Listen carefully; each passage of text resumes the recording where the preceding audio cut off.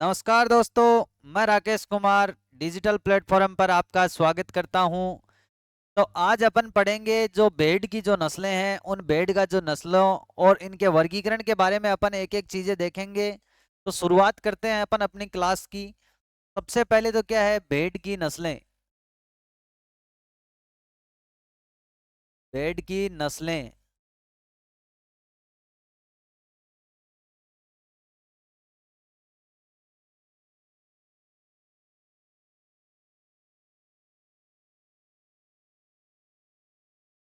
तो भेड़ की जो नस्लें हैं, उन नस्लों के बारे में अपन देखेंगे। तो सबसे पहले तो अपन बात करते हैं इसके वर्गीकरण की, यानी भेड़ का वर्गीकरण।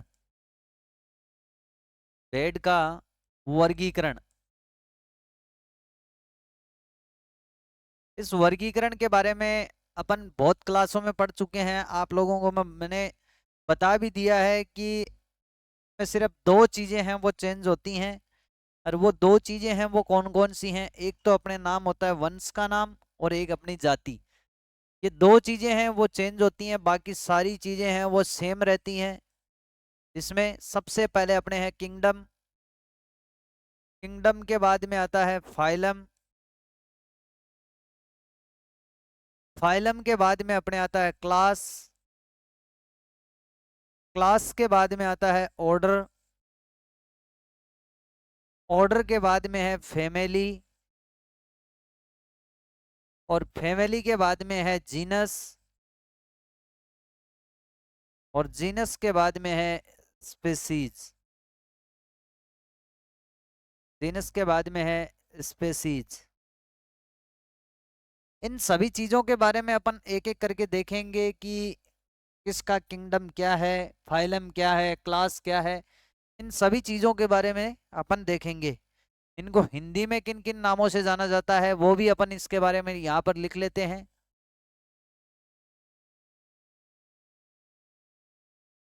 ये लीजिए, प्रकार से अपन में ये लाइनें दे देते हैं।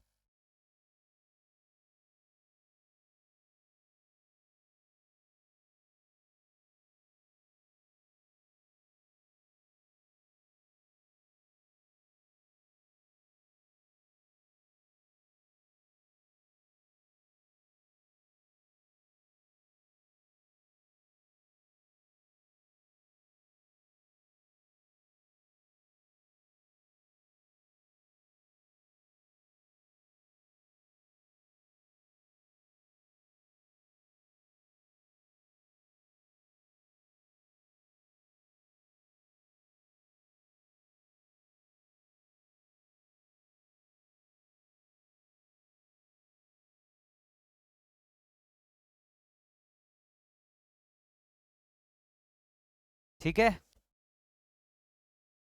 सबसे पहले तो अपन बात करें इसी की। तो किंगडम को अपन किस नाम से जानते हैं दोस्तों? जगत के नाम से जानते हैं। फाइलम को अपन किस नाम से जानते हैं दोस्तों? संघ के नाम से जानते हैं। क्लास को अपन किस नाम से जानते हैं दोस्तों? वर्ग के नाम से जानते हैं। और ऑर्डर को अपन किस नाम से जानते हैं दोस्तों? गण के नाम से जानते हैं। और फैमिली को अपन किस नाम से जानते हैं दोस्तों? कुल के नाम से जानते हैं। और जीनस को वंश के नाम से जाना जाता है। और स्पीसीज को अपन किस नाम से जानते हैं दोस्तों? जाति के नाम से जानते हैं। ठीक है, होते क्या है ये? किंगडम की मैं बात करूं तो किंगडम कौन सा होता है दोस्तों? एनिमेलिया। कौन सा होता है दोस्तों? एनिमेलिया। फाइलम की मैं बात करूं तो फाइलम कौन सा है दोस्तों? कोर्डेटा। क्लास की अपन बात करें तो क्लास है दोस्तों मेमलिया। ऑर्डर की अपन बात करें तो ऑर्डर है दोस्तों आर्टियोडेक्टाइलो। फैमिली की अपन बात करें तो फैमिली है दोस्तों बोविडी। जीनस की अपन बात करें तो जीनस है दोस्तों ओविस। स्पीसीज की अपन बात करें तो स्पीसीज है दोस्तों एरिस। क्या है दोस्तों? एरिस। एरिस क्या, अपन इसका पूरा नाम ही लिख देते हैं, ओविस एरिस। ओविस एरिस। ठीक है। तो ये है अपने जो भेड़ की जो नस्लें हैं, उन भेड़ की नस्लों का जो वर्गीकरण है। इसके मैं आप लोगों के लिए हिंदी में नाम भी लिख देता हूं आपकी सुविधा के लिए।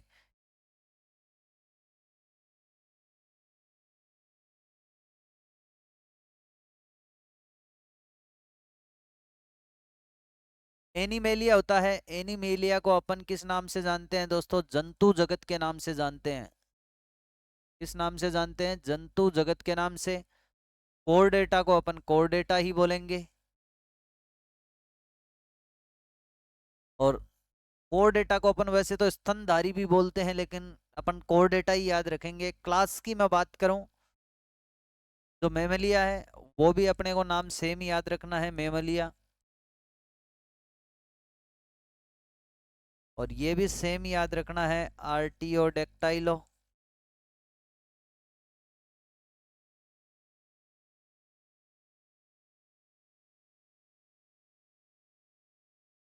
और ये बोविडी।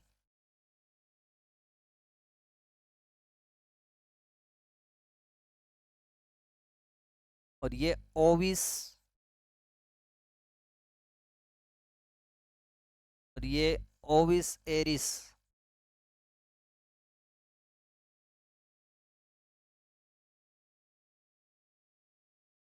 ठीक है। तो ये अपना वर्गीकरण, इस वर्गीकरण का आप लोग स्क्रीनशॉट ले लीजिए। उसके बाद में अपन और चर्चा करते हैं इन भेड़ की नस्लों के बारे में। तो भेड़ की जितनी भी जो सामान्य जानकारियां हैं, कौन कौन से जो इंस्टीट्यूट हैं, उन सभी के बारे में अपन एक एक करके इनकी चर्चा करेंगे। ठीक है, चले। चलो भाई, अब बात करें अपन सामान्य जानकारी की। जो भेड़ है, उस भेड़ की जो सामान्य जानकारी है, उन सब के बारे में अपने को पता होना चाहिए। अगर भेड़ पढ़ रहे हैं तो इसके बारे में अपने को पूरी जानकारी होनी चाहिए। सबसे पहले अपन बात करें इसके वैज्ञानिक नाम की।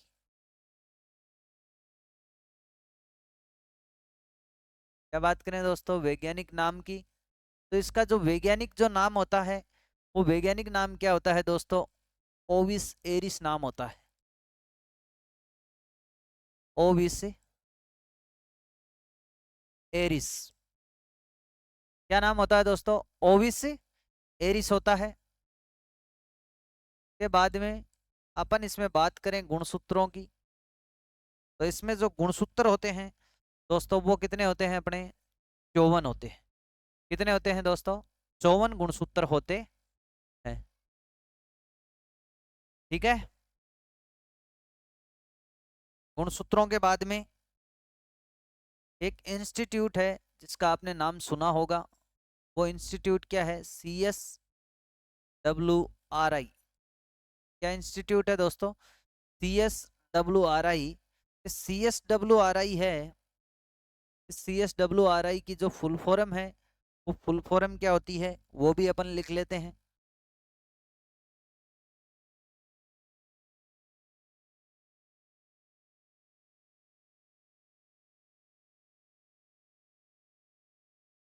सेंट्रल सीप एंड वूल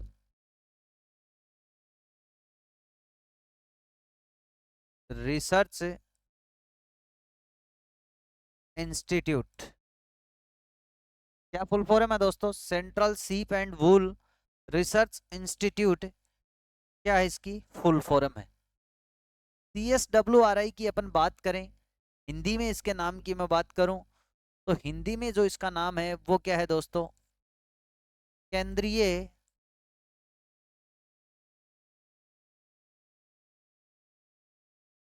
भेड़ एवं ऊन अनुसंधान, ऊन अनुसंधान संस्थान। क्या नाम है दोस्तों? केंद्रीय भेड़ एवं ऊन अनुसंधान संस्थान, जो है कहाँ पर दोस्तों उसकी अपन बात करें तो ये कहाँ पर है दोस्तों, अविका नगर टोंक में। कहाँ पर है दोस्तों, अविका नगर टोंक में। आपके सामने ये भी आ सकता है अविका नगर मालपुरा टोंक। क्या आ सकता है दोस्तों, अविका नगर मालपुरा टोंक भी नाम आ सकता है। यानी अविका नगर मालपुरा टोंक। ठीक है। इस CSWRI की मैं बात करूं तो इस CSWRI से क्या है, एक जो नस्लें हैं भेड़ की, जो नस्लें हैं उन भेड़ की दो नस्लें विकसित की गई है।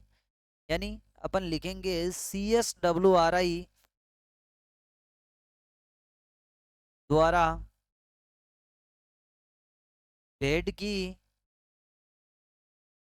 दो संकर नस्लें विकसित की गई हैं।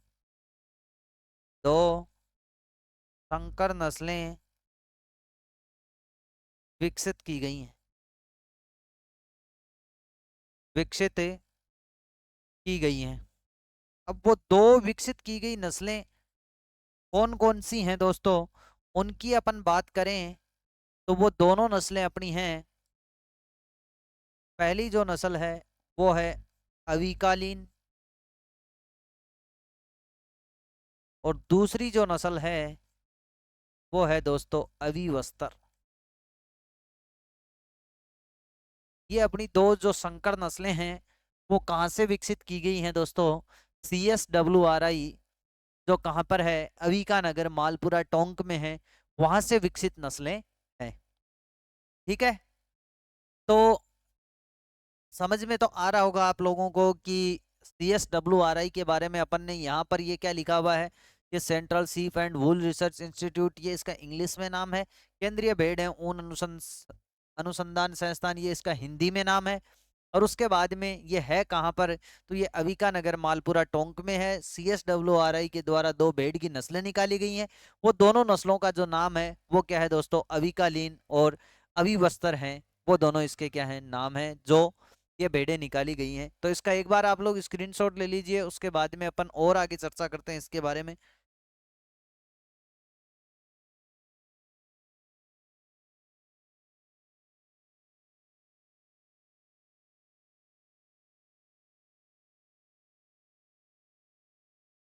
के बाद में आप लोगों को और जो चीजें याद रखनी है उसमें है विश्व की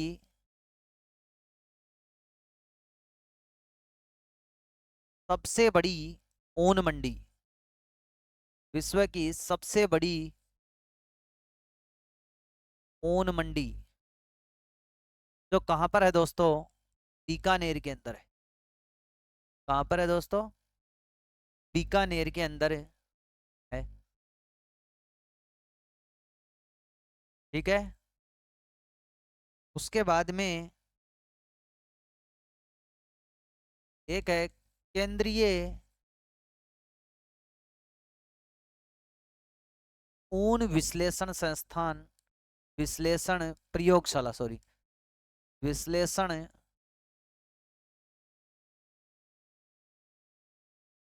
प्रयोगशाला।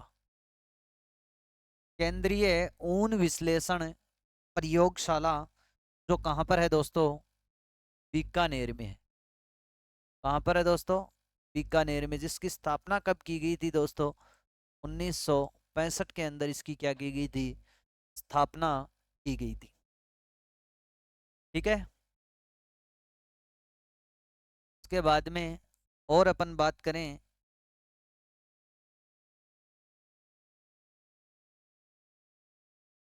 भेड़ एवं ऊन प्रशिक्षण, ऊन प्रशिक्षण संस्थान जो कहाँ पर है दोस्तों, जयपुर में। कहाँ पर है दोस्तों, जयपुर के अंदर है। यानी भेड़ एवं ऊनों, ऊन है, इन दोनों का जो प्रशिक्षण संस्थान है वो कहाँ पर है दोस्तों, जयपुर के अंदर है। उसके बाद में अपन बात करें केंद्रीय ऊन विकास बोर्ड, केंद्रीय ऊन विकास बोर्ड। तो केंद्रीय ऊन विकास बोर्ड है वो कहाँ पर है दोस्तों? जोधपुर में है। कहाँ पर है दोस्तों? जोधपुर के अंदर है।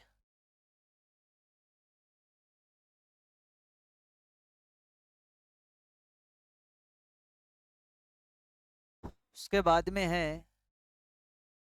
भेड़ प्रजनन केंद्र, भेड़ प्रजनन केंद्र।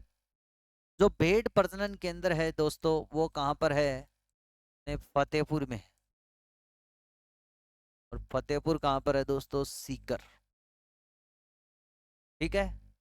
एक चीज और याद रखना, जो ये भेड़ प्रजनन केंद्र फतेहपुर सीकर में है वो एशिया का सबसे बड़ा भेड़ प्रजनन केंद्र है।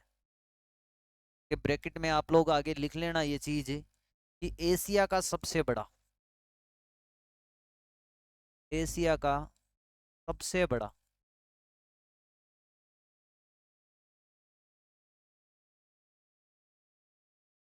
ठीक है। जो एशिया महाद्वीप है उस एशिया महाद्वीप के अंदर सबसे बड़ा भेड़ प्रजनन केंद्र है वो कौन सा है दोस्तों? अपने फतेहपुर सीकर वाला है।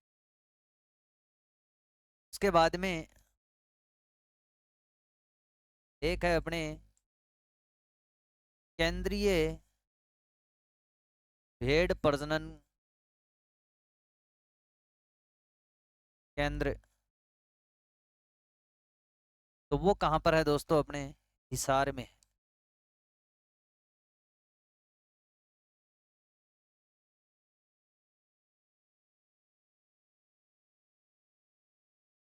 कहाँ पर है दोस्तों? हिसार के अंदर।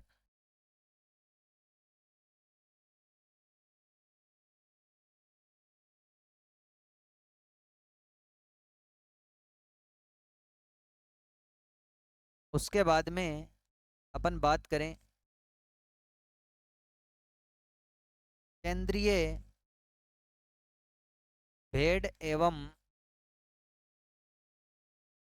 ऊन अनुसंधान, ऊन अनुसंधान संस्थान, ऊन अनुसंधान केंद्र लिख लेते हैं यहाँ पर। ऊन अनुसंधान केंद्र का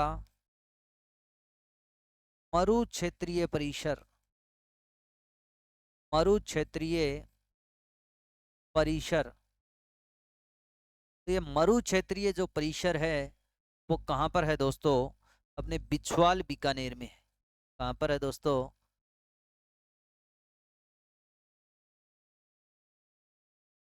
बिछवाल बीकानेर के अंदर है। कहाँ पर है दोस्तों?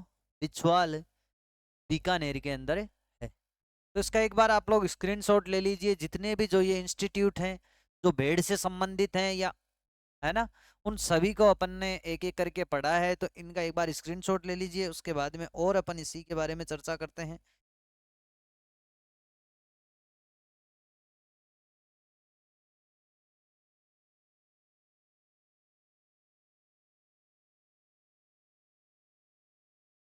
चलो भाई।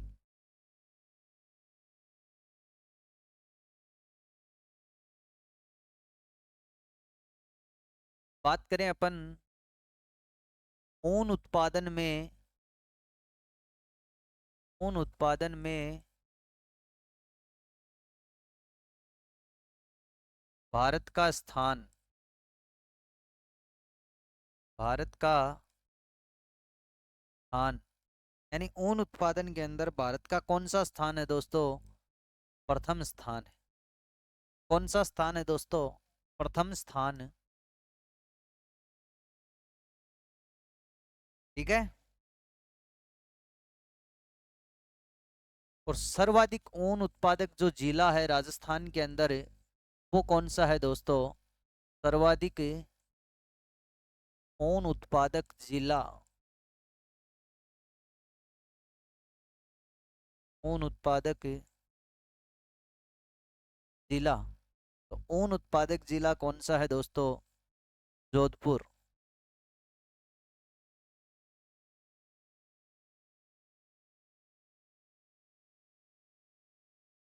कौन सा है दोस्तों?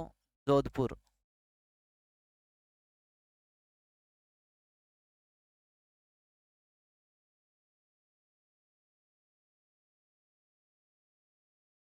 उसके बाद में और अपन इसी में बात करें तो जो बेड होती है उस बेड को क्या परजीवियों का म्यूजियम कहा जाता है? बेड को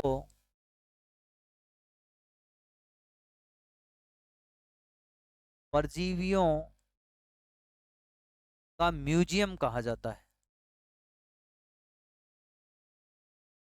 क्या कहा जाता है दोस्तों? बेड को परजीवियों का म्यूजियम कहा जाता है। क्या कहा जाता है दोस्तों? बेड को, परजीवी होते हैं उन परजीवियों का क्या कहा जाता है? म्यूजियम कहा जाता है। क्योंकि जो बेड होती है उस बेड के ऊन के अंदर जो परजीवी होते हैं वो बहुत ज्यादा मात्रा में होते हैं, इसीलिए बेड को क्या है, परजीवियों का म्यूजियम कहा जाता।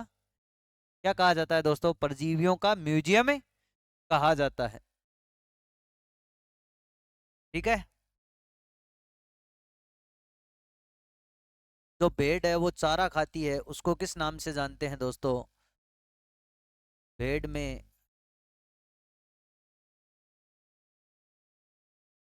भेड़ का चारा खाना क्या कहलाता है दोस्तों? ग्रेजिंग कहलाता है। क्या कहलाता है दोस्तों? ग्रेजिंग कहलाता।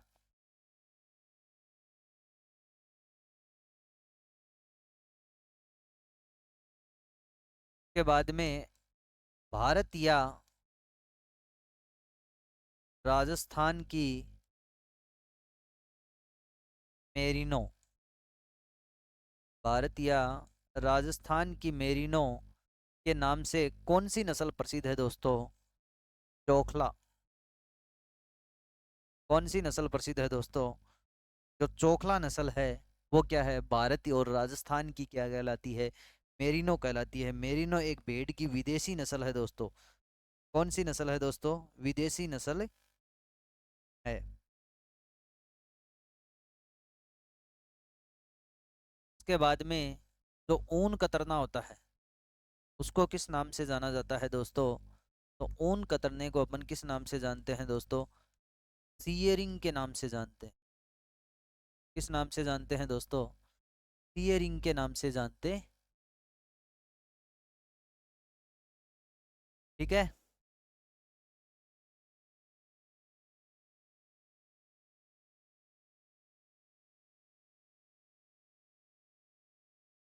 और भारत में सबसे अच्छी, भारत में सबसे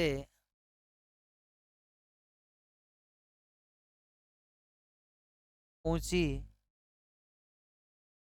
भेड़ की नस्ल, भारत में सबसे ऊंची भेड़ की जो नस्ल है वो कौन सी है दोस्तों? नेलोरी। कौन सी है दोस्तों? नेलोरी है।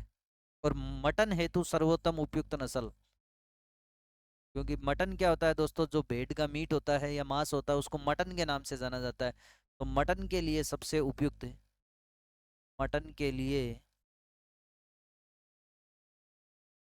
सबसे उपयुक्त नस्ल, सबसे उपयुक्त जो नस्ल है वो है दोस्तों डेकनी। कौन सी है दोस्तों? डेकनी। तो इसका एक बार आप लोग स्क्रीनशॉट ले लीजिए, उसके बाद में और अपन भेड़ की जो सामान्य जो जानकारियां हैं सबके बारे में अपन देखेंगे।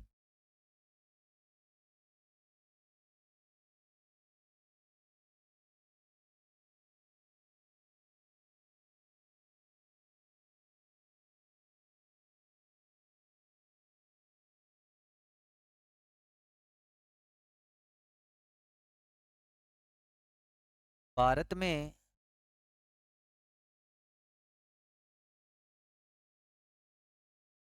सर्वोत्तम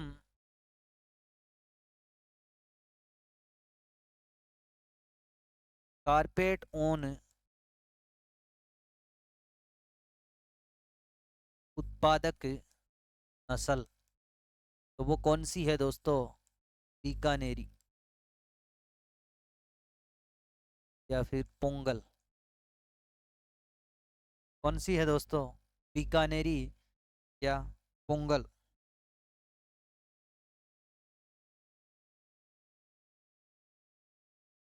उसके बाद में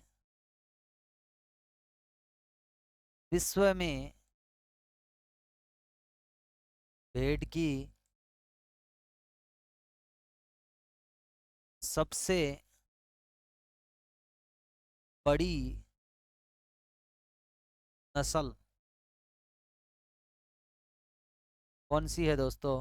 दिन कोलन। कौन सी है दोस्तों? दिन कोलन। और इस लिन कोलन है, इसका जो वजन है दोस्तों, वो वजन कितना है दोस्तों? 150 केजी का वजन कितना है दोस्तों? 150 केजी की ये क्या है? नस्ल।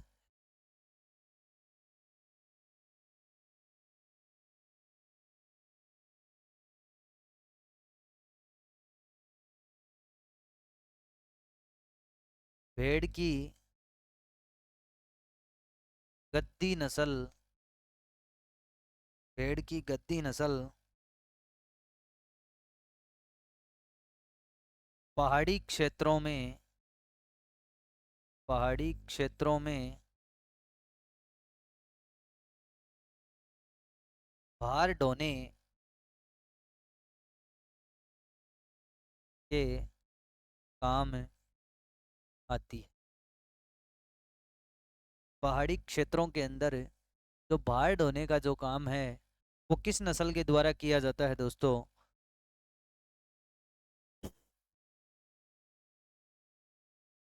गद्दी नस्ल के द्वारा किया जाता है।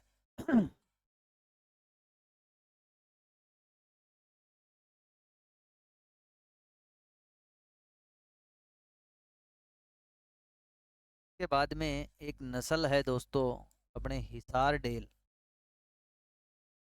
कौन सी है दोस्तों? हिसार डेल। इस हिसार डेल नस्ल की जो उत्पत्ति है दोस्तों, की जो उत्पत्ति है, वो उत्पत्ति कहाँ से हुई है दोस्तों?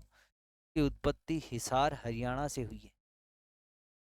कहाँ से हुई है दोस्तों? हिसार हरियाणा से हुई है। और इस हिसार डेल क्या एक संकर नस्ल है? तो इस हिसार डेल है, वो किन दो नस्लों के संकरण से तैयार की गई है? तो वो है बीकानेरी और मेरिनो। बीकानेरी और मेरिनो के संकरण से तैयार की गई एक नस्ल है, जिसका नाम क्या है दोस्तों? हिसार डेल।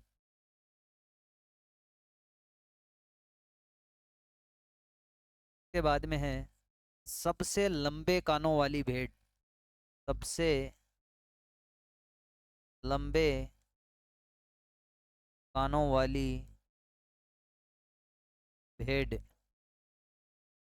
तो सबसे लंबे कानों वाली जो भेड़ है, वो कौन सी है दोस्तों? लोही।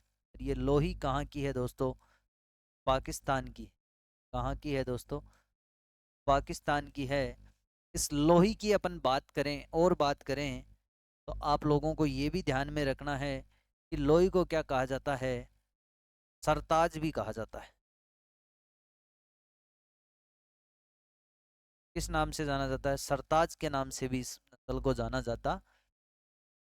ठीक है, तो इसका स्क्रीनशॉट ले लीजिए। उसके बाद में और अपन भेड़ के बारे में चर्चा करते हैं, भेड़ की नस्लों के बारे में।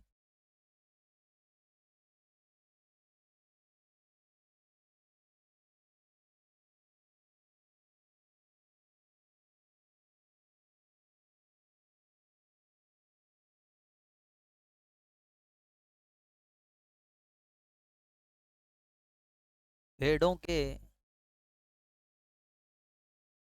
विकास हेतु उपयुक्त जलवायु, उपयुक्त जलवायु, तो कौन सी जलवायु होती है दोस्तों? शुष्क व शीतोष्ण जलवायु। कौन सी दोस्तों? शुष्क व शीतोष्ण जलवायु है, वो क्या मानी जाती है इनके लिए? उपयुक्त मानी जाती। के बाद में है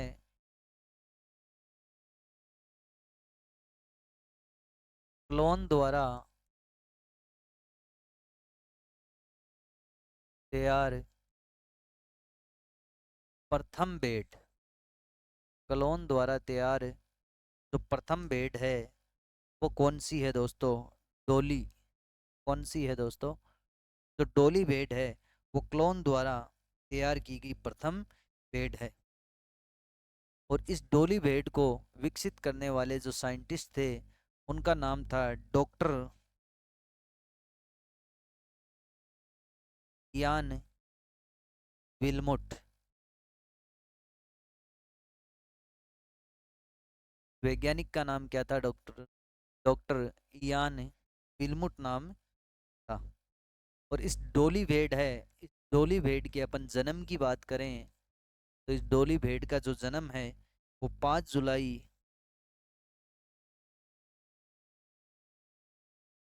5 जुलाई 1996 में हुआ। कहाँ पर हुआ था इसका जन्म, उसकी अपन बात करें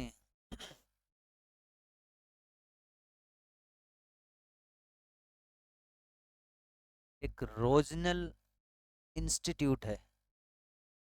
रोजनल इंस्टीट्यूट है जो कहाँ पर था दोस्तों? न्यूजीलैंड में। कहाँ पर था दोस्तों? न्यूजीलैंड के अंदर एक रोजनिल इंस्टीट्यूट है, वहां से क्या हुआ था? इसका जन्म हुआ था। उसी के बाद में और अपन बात करें इसकी, तो इसकी मृत्यु कब हुई थी? तो इसकी मृत्यु है वो 14 फरवरी 2003। डोली बेड है, इस डोली बेड क्या है? क्लोन द्वारा तैयार प्रथम बेड है। वो कौन सी है? डोली। डोली का जो आविष्कार है या विकसित है वो किसने किया था? डॉक्टर इयान विल्मुट ने किया था, जिसका जन्म कब हुआ था? 5 जुलाई 1996 में। कहाँ पर हुआ था? रोजिनल इंस्टीट्यूट, जो कहाँ पर है दोस्तों? न्यूजीलैंड के अंदर है। कि मृत्यु कब हुई थी? तब 14 फरवरी 2003 को इस डोली भेड़ की क्या हो गई थी दोस्तों? मृत्यु हो गई थी।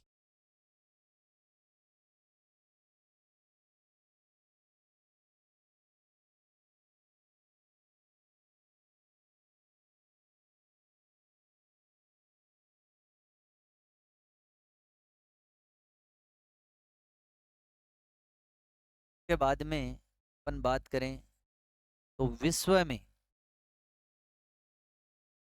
में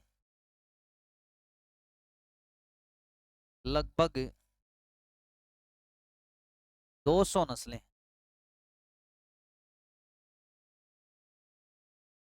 100 नस्लें भेड़ की हैं। तो विश्व के अंदर कितनी नस्लें हैं दोस्तों? 200 हैं। और इन 200 में से 200 के में से 44 नस्लें भारत में पाई जाती हैं। कितनी नस्लें पाई जाती हैं दोस्तों भारत में? 44 नस्लें पाई जाती हैं। और राजस्थान के अंदर, राजस्थान में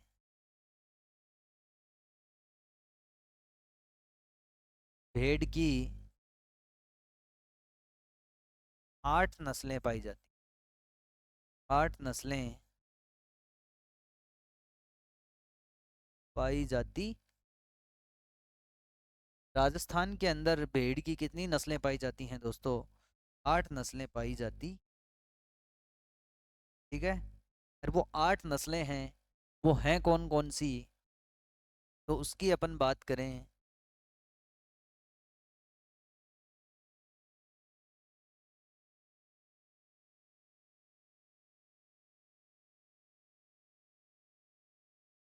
राजस्थान में पाई जाने वाली जितनी भी जो नस्लें हैं की अपन बात कर लेते हैं यहाँ पर।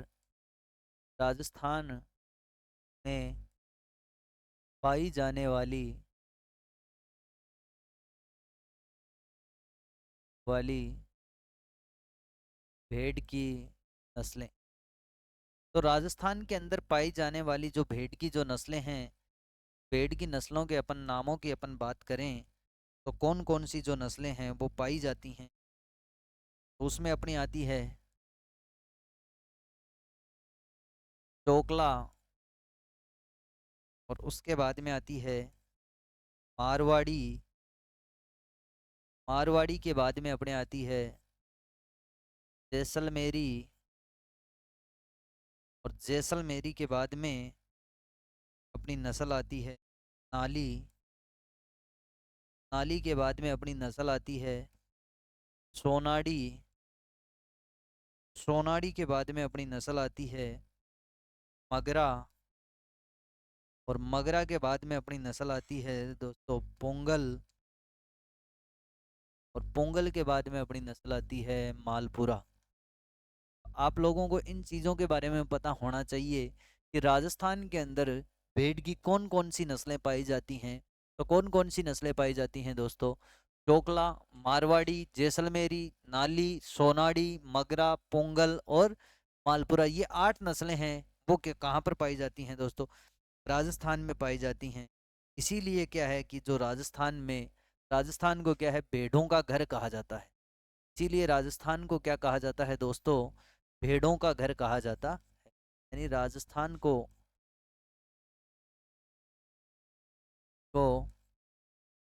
भेड़ों का घर कहा जाता है। क्या कहा जाता है दोस्तों, घर कहा जाता है। आपसे पूछ लिया जाए कि भेड़ों का घर भारत में किस राज्य को कहा जाता है, तो किस राज्य को कहा जाता है दोस्तों, राजस्थान को कहा जाता। ठीक है, का एक बार आप लोग स्क्रीनशॉट ले लीजिए। उसके बाद में अपन जो भेड़ हैं उन भेड़ों का जो वर्गीकरण है उस वर्गीकरण के बारे में अपन पढ़ेंगे।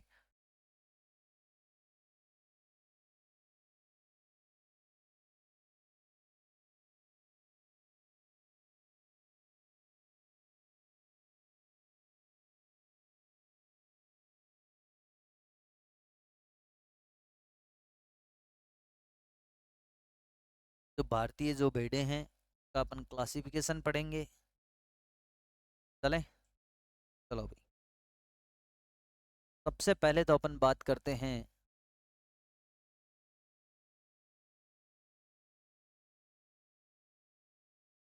पहली भेड़ का जो नाम है,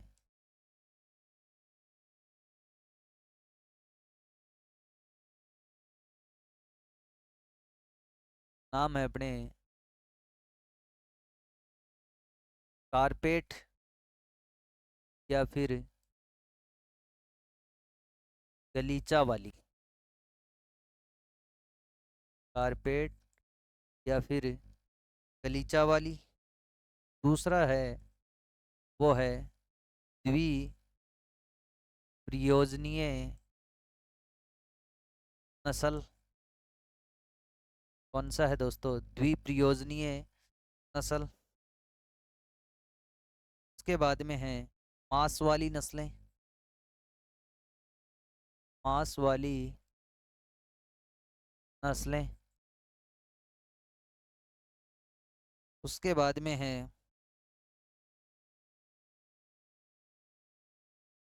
वस्त्र या गारमेंट।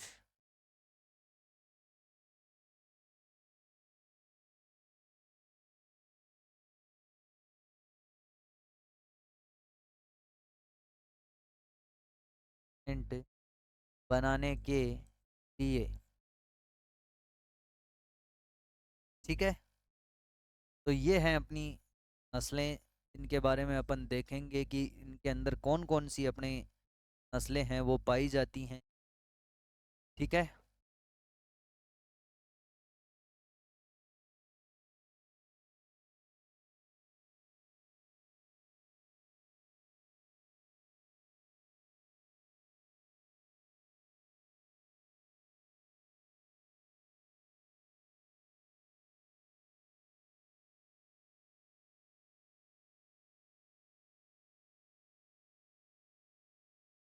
इन नस्लों के नामों के बारे में अपन जानेंगे। इनके अंदर अपनी कौन कौन सी नस्लें हैं वो आती। सबसे पहले की अपन बात करें तो आती है अपनी चोकला, मगरा, गुरेज,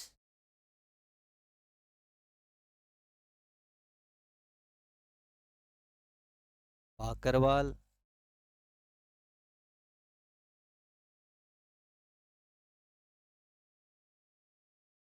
भद्रवा है, नाली,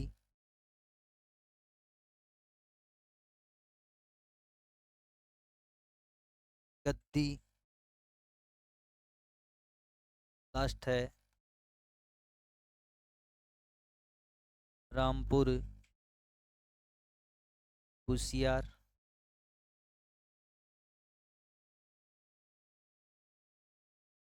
ठीक है। के बाद में के अंदर अपनी आती है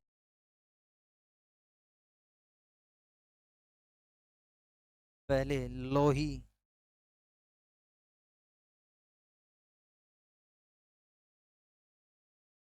दूसरी आती है अपनी कच्छी,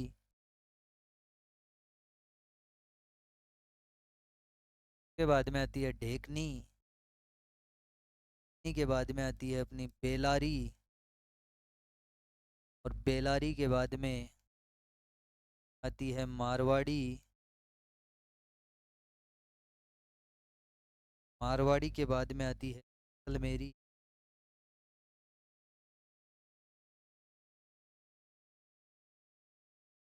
के अंदर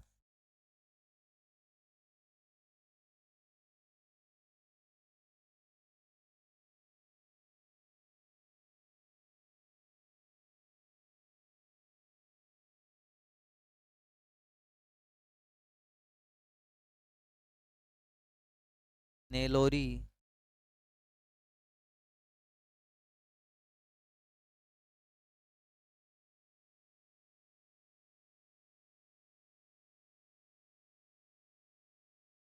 एक अपनी आती है हसन। ठीक है। इनके अंदर जो अपनी नस्लें आती हैं, एक आती है कश्मीरी,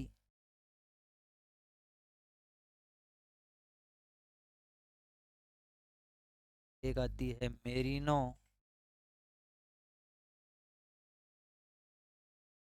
है नीलगिरी, आती है करना है। के बाद में आती है हिसार डेल, हिसार डेल के बाद में आती है अवी बस्तर।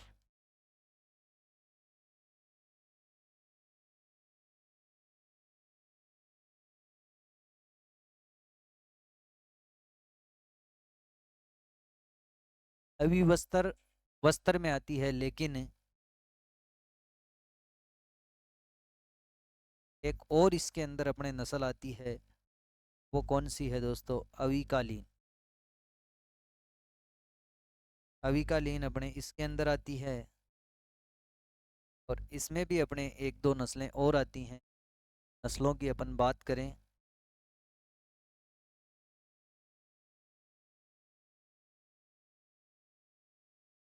तो अपने बीकानेरी या पोंगल,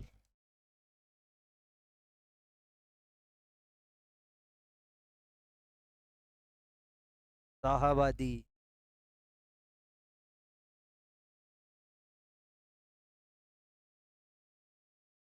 मालपुरा,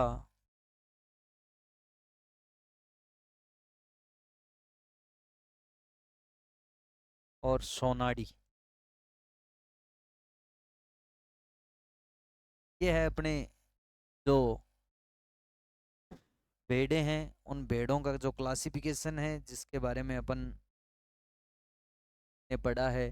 तो इन सब के बारे में आपको पता होना चाहिए। जो भेड़ों का जो क्लासिफिकेशन है के अंदर जो कारपेट या जो गलीचा है वाली जितनी भी जो भेड़ें हैं वो कौन कौन सी हैं दोस्तों? अपने चोकला है, मगरा है, गुरेज है, बाकरवाल, भद्रवा, नाली, गद्दी, रामपुर बुशियार और अविकालीन। लेकिन अविकालीन तो कारपेट या गलीचा बनाने में आती है, लेकिन वस्त्र या गारमेंट बनाने के अंदर अपने अविवस्त्र आती हैं। लेकिन अविकालीन और अविवस्त्र अपने एक ही इंस्टीट्यूट CSWRI जो कहाँ पर है, अविका नगर मालपुरा टोंक के अंदर है, वहां से विकसित की गई नस्लें हैं। ठीक है। उसके बाद में द्वीप्रयोजनीय नस्लों में लोही है, कच्छी है, ढेकनी है, बेलारी है, मारवाड़ी है, जैसलमेरी, बीकानेरी, पुंगल, शाहबादी, मालपुरा और सोनाड़ी। ये जितनी भी नस्लें हैं वो द्वीप्रयोजनीय नस्लें हैं। नेलोरी और हसन है वो मांस वाली जो नस्लें हैं वो कौन सी हैं? अपने नेलोरी और हसन हैं। वस्त्र या गारमेंट बनाने के अंदर जो नस्लें हैं वो कश्मीरी, मेरिनो, नीलगिरी, करना है, हिसारडेल और अविवस्त्र, ये सभी नस्लें हैं। ठीक है। तो आज की अपनी क्लास में इतना ही। अगली क्लास के अंदर अपन इन सभी नस्लों के बारे में, जो भारतीय जो नस्लें हैं, देसी नस्लें और विदेशी नस्लें हैं, इन नस्लों के बारे में अपन देखेंगे कौन सी देसी हैं कौन सी विदेशी हैं, और इन सभी को अपन एक एक करके डिटेल से पढ़ेंगे। जो जो इम्पोर्टेंट जो चीज़ें हैं उन सब के बारे में अपन अध्ययन करेंगे। ठीक है। नमस्कार, जय हिंद, जय भारत।